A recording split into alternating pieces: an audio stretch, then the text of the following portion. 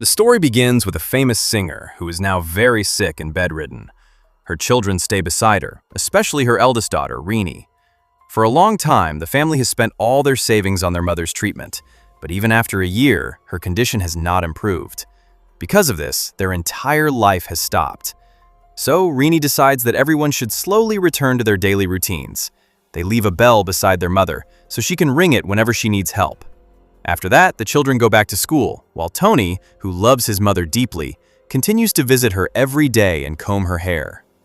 But one day, while Tony is combing her hair, something terrifying happens.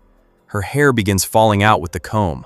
Suddenly, a strong wind blows into the room, and the window opens by itself. When Tony goes to close it, he sees his mother staring outside in fear, as if she has seen something horrifying. This scares Tony, and he quickly leaves the room. The same strange thing happens the next afternoon when Renee brings food for her mother. She notices that her mother's eyes are fixed on the ceiling, filled with terror. When Renee tries to leave, her mother drops the dishes to stop her and begins ringing the bell loudly. But Renee thinks her mother's illness is getting worse and that she is only panicking. So she gives her medicine again and puts her to sleep. Later, during dinner, Tony tells Renee that their mother was also scared the previous day while looking out the window. Renee remembers seeing the same fear in her mother's eyes. So she tells her father that they should leave the house, but he refuses. That night, Renee finds her father secretly talking to her mother, but the moment Renee arrives, he suddenly becomes silent. Renee returns to her room and tries to sleep. Later that night, she wakes up after hearing her mother's bell. When she goes to check, she sees her mother standing near the window, covered in a large white cloth. Renee feels shocked, but also happy, thinking her mother has finally recovered and is able to walk again. But when Renee touches her mother's shoulder, the bell suddenly starts ringing loudly again. She turns and sees her mother still lying on the bed. This terrifies her, and when she looks back at the window, the woman standing there has disappeared. Renee wakes up in fear and realizes it was only a nightmare. But as soon as she opens her eyes, she hears the same bell ringing from her mother's room. She rushes inside, and everything is exactly like her dream. Her mother is standing near the window. Renee quickly looks at the bed, but this time her mother is not there. That means the person near the window is truly her mother. The moment Renee touches her, her mother collapses into her arms and dies in terrible pain. The next day, the funeral is held, and everyone believes their life will finally return to normal. But that night, Renee's youngest brother wakes up and sees a shadow moving near the graveyard beside their house. He screams in fear. At the same time, Tony hears the bell ringing inside his room. Confused and scared, he goes into his mother's room and turns on the light. There, he sees the bell moving on its own. This sight scares Tony so much that he quickly hides under his blanket.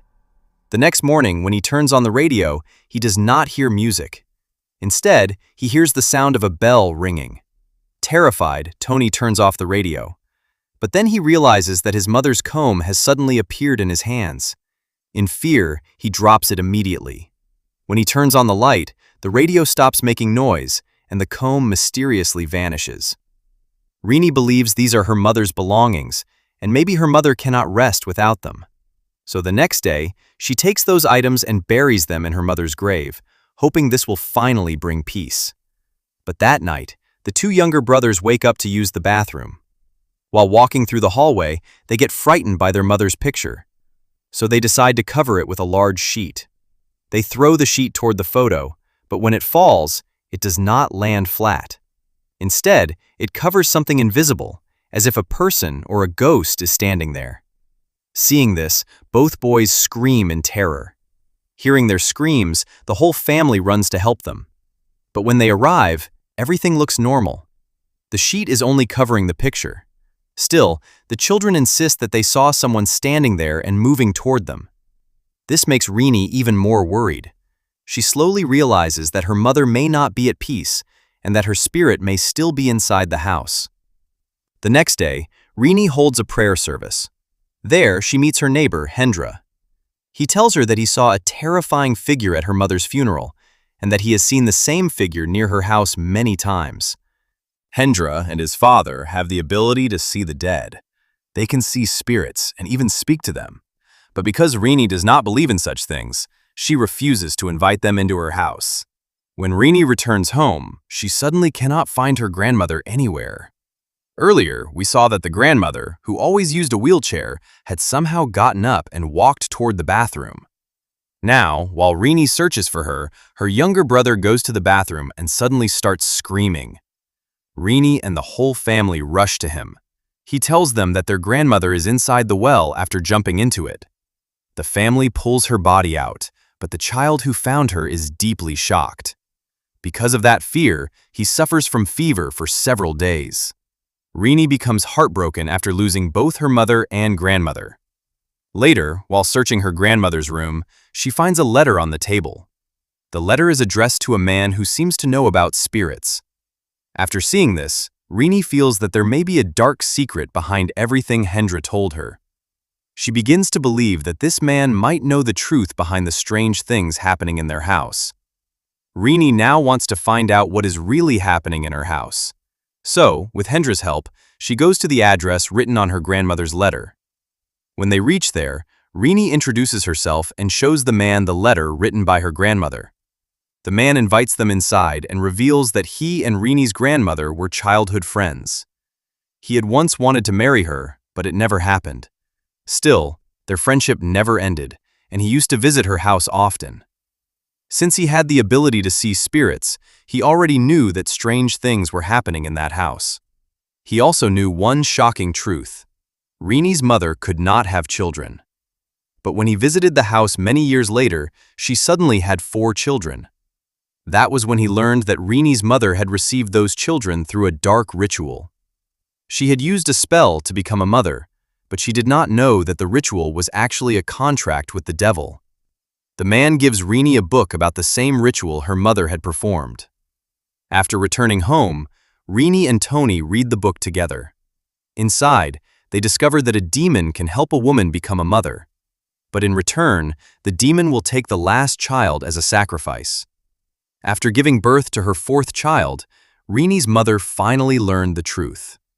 When the members of a cult came to take her son, she tried to protect him because she knew they would return again. She was terrified that they would come back for her youngest son. To protect her family, she continued having more children, hoping that a larger family would somehow keep them safe. But after her 7th child, her health completely collapsed, and she became bedridden. While Rini and Tony are reading this, Tony suddenly panics and says that his birthday is only 4 days away. But Rini tries to calm him down and promises that nothing bad will happen. That night, the youngest brother goes to the bathroom. But when he opens the door, he sees his mother's spirit standing inside. Terrified, he freezes in place. When he tries to run away, he feels as if someone has grabbed his shirt from behind. But his shirt is actually caught on a nail. Meanwhile, the spirit that looks like his mother slowly starts coming toward him. Somehow, he manages to pull his shirt free and runs away. He hides inside a trunk for the entire night. The next morning, Rini finally finds him hiding there, completely frightened. Now Rini becomes deeply worried about her brothers. To protect them, she decides to pray. But while praying, she suddenly feels someone standing behind her. It is the same spirit that chased her brother. When Rini finishes praying, she slowly looks back, but no one is there. Then, when she turns forward again, the spirit is standing right in front of her. Rini screams in terror, and hearing her voice, everyone comes running. Rini tells her father that the house is no longer safe and that they must leave before something worse happens. Out of fear, she decides to stay at Hendra's house instead. At that moment, Rini receives a call from the man who had her grandmother's letter. He tells her to come to his house immediately. But Rini cannot leave her siblings alone, so Hendra offers to go there in her place. When Hendra reaches the man's house, the man gives him a letter and says that he has written everything inside it. He tells Hendra to give it to Rini and ask her to read it carefully. But while Hendra is riding back home, a spirit suddenly appears in front of his bike. Hendra loses control and crashes. Before he can recover, a truck comes straight toward him and kills him on the spot. This makes it clear that someone, or something, does not want Rini to learn the truth. Later, Hendra's body is brought home, and Rini finds the letter that had fallen from his pocket. That night, while Rini is closing the windows, she suddenly sees Hendra's spirit standing outside. Terrified, she tries to shut the window, but an unseen force grabs her hand and tries to pull her out. Rini screams loudly, and her brothers rush in to save her. Everyone is now completely terrified. Rini asks her father if he will only leave the house after all of them are dead. Her father finally promises that they will leave in the morning, but the evil inside the house does not even wait until then. Later that night, Tony takes the youngest brother to the bathroom. Suddenly, the bathroom door locks by itself. They try to open it, but it does not move. Their father breaks the door down, but when he enters, his son is missing. Somehow, the boy has been thrown into the well. Without thinking twice, the father jumps into the well and saves him. Outside, heavy rain begins to fall. Rini then notices many people dressed in black standing outside the house. Strangely, they are not bothered by the rain at all. Rini and her father realize the horrifying truth. These people are Satan's slaves, and they have come to take the youngest son as a sacrifice. But no father would ever give up his child that easily, so he quickly closes every door and window in the house. Suddenly, the grandmother's wheelchair begins moving on its own. Then, it flies through the air toward the father. He quickly runs into the hallway while protecting the two children in his arms. A moment later, another table flies toward them. An invisible spirit is controlling everything. The father tries to escape, but all the doors are locked. He struggles to open them, but they are completely stuck. Outside, they see a spirit dressed in black, controlling everything from the shadows. When the youngest son sees him, he tries to hide, but the spirit pulls him away. His brother desperately tries to save him, but he cannot stop it. Finally, the devil takes the boy and disappears. The doors finally open, and when the family comes outside, they realize the child is gone. Everyone is heartbroken, but at the same time, they believe the nightmare is finally over because the devil has already taken what he wanted. While standing outside, Rini's father notices the cult members throwing strange red seeds all around the house. Rini sees them too, but she has no idea what those seeds actually mean. The next night, terrifying things begin happening once again. The cult returns to the house, but this time, they have come for the fourth son. Unlike before, they are now trying to force their way inside the house. Rini and her father desperately hold the front door shut while the cult members continue pushing from outside. Suddenly, they hear a voice coming from the back door. It is the same man connected to the letter, and he has come to save them. Realizing this is their only chance, the father tells all the children to run toward the car immediately. At that moment, he notices something shocking. The front door is no longer being blocked by the evil force.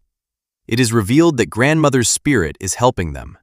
Before dying, she had sacrificed herself so she could gain the power to fight these demons from the afterlife. Because of her, the family finally manages to escape from the house. They quickly get into the car and leave the place behind. For the first time in a long while, they believe the danger is finally over. But evil never leaves until its work is completely finished. After moving to the city, the family lives peacefully for some time. Then, one day, a new neighbor arrives. She acts kind and friendly and even brings food for them every day. But the family has no idea that this woman is also one of Satan's slaves. She carries the same red demonic seeds that the cult members used before. These mysterious seeds strengthen dark powers and allow demons to return again. This means Rini and her family are about to face a danger even greater than the one they escaped from before. And with this terrifying reveal, the movie comes to an end.